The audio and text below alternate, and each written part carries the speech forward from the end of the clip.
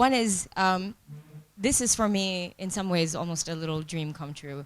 I've been working on sort of issues of urban refugees for some time, and and I think several people have pointed out that, you know, when we look at urban literature and planning literature, it's very much separated from the refugee literature, and it was really my hope to bring people together who see themselves as being somewhat incompatible or conversations that don't really take place, and bring those conversations together. So my big hope is that, in fact, those conversations took place in a productive way and gave us things to think about going forward, new ideas and so forth.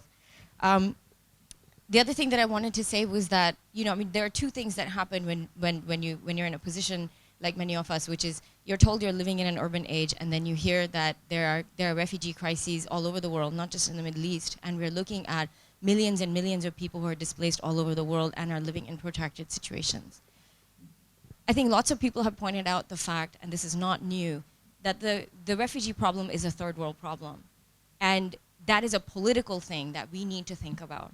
And I think when we approach it from that perspective, I hope that we really interrogate what that means.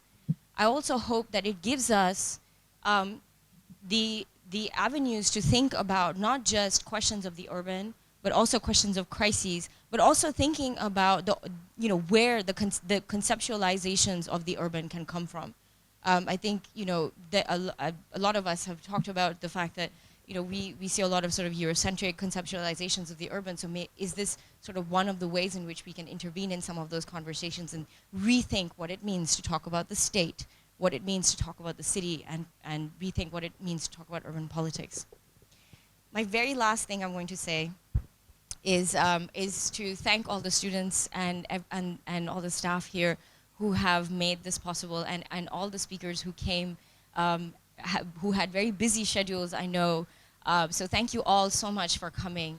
And for me personally, I just wanted to say one thing. It's a rare opportunity for someone to, in my position, to be able to work with people they have admired for a long time, whose work they've engaged with.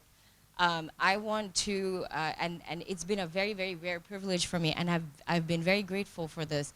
I really just want to thank Mona Harb and Mona Fawaz for being some of the most gracious, generous collaborators I have ever had the privilege of working with. Thank you so much for such an amazing conference.